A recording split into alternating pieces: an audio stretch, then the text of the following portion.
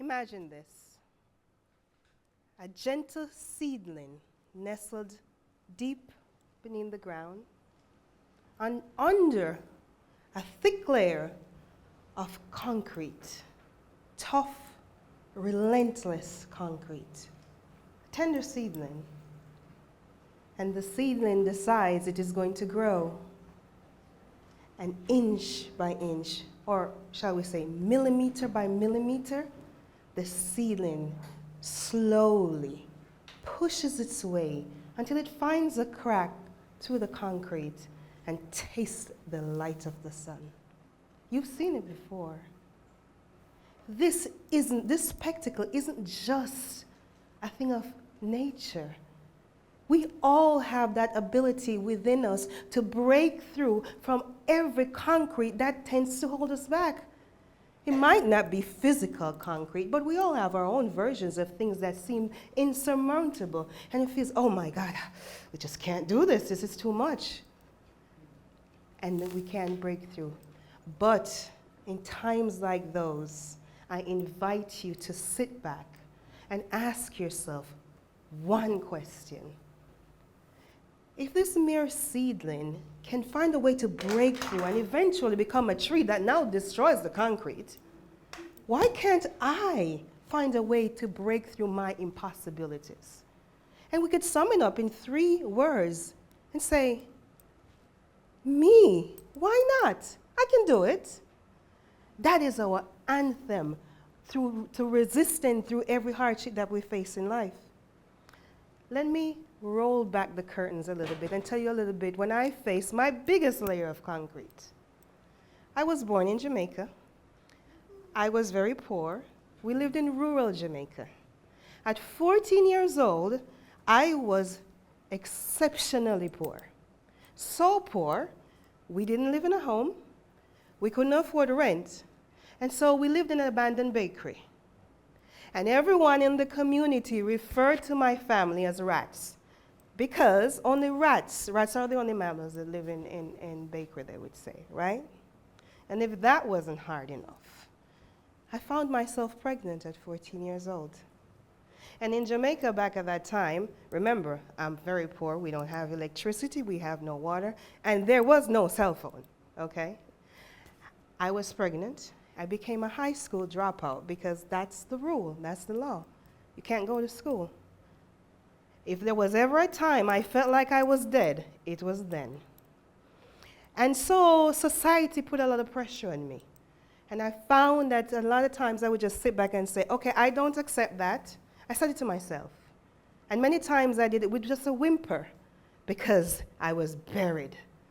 And I would say, okay, I don't accept that. And I would sum it up like, why? Why does it have to be that way?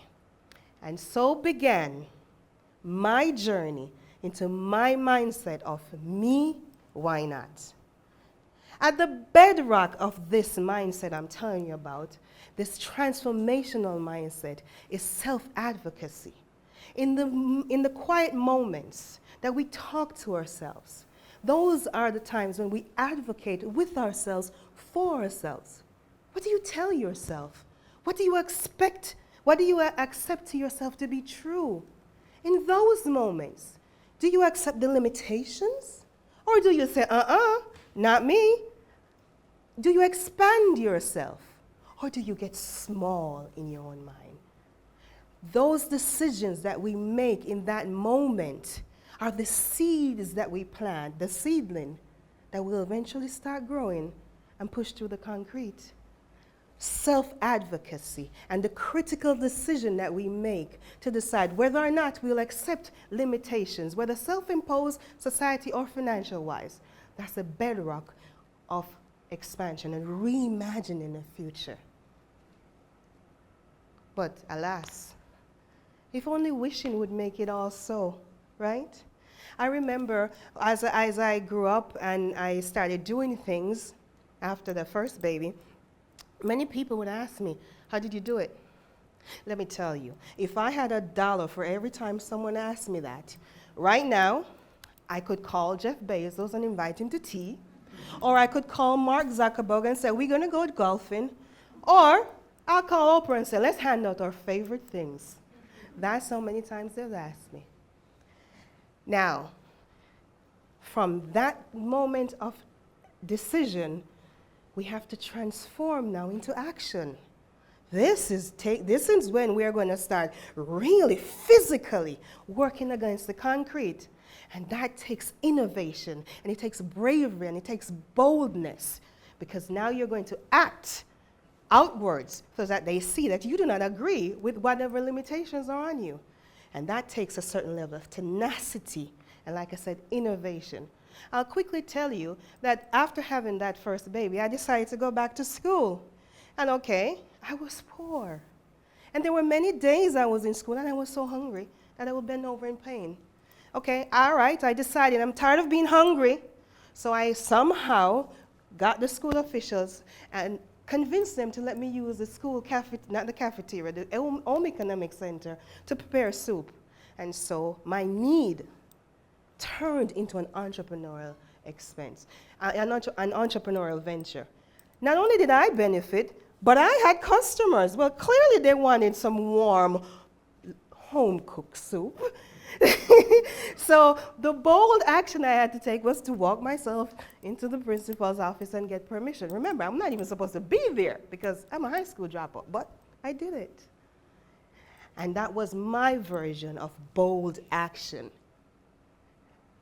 After you have made the decision and do bold action, okay, we're going up against concrete. Well, you know what? You have to be physically prepared and mentally prepared. And to do all of that now, you cap off that, you water the seed with a holistic approach. That means you tend to the mind, whatever it is that you use to feed your mind. That means you stop listening to whatever it is that will feed the seed that will prevent you from doing what you want to do.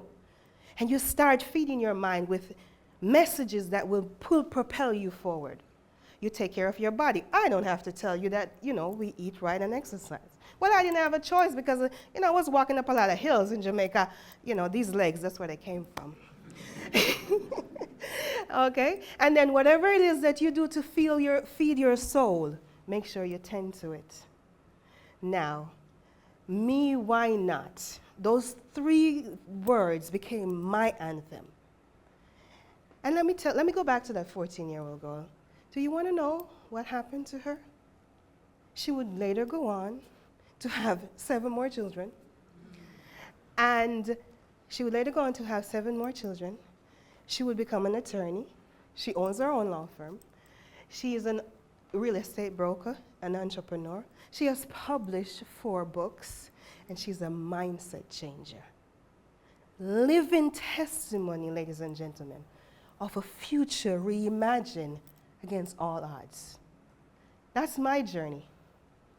Yours is unique. Now I give it to you. It's your turn. What would you do with this mindset? At your next challenge, if you stop and you ask yourself, me, why not? Hey, the seed did it. That young lady, she did it. Well, me, I can do it. And you stop and you ask yourself and you allow yourself to envision possibilities. How would you self-advocate? What decisions would you make? And the bold actions you would take to fulfill your dreams. Okay, let's break it down.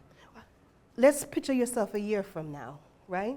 If you start after you leave here today and you start making these decisions one after one, can you vision what growth you would have? What's that thing that you always wanted to do, but you limit yourself? Okay, open it up in your mind. See it. Do you see it? See it, right? Okay, hold that vision. Hold it. And now plant it and cement it. And as you cement it, say with me, I deserve to be and to have all the good I desire.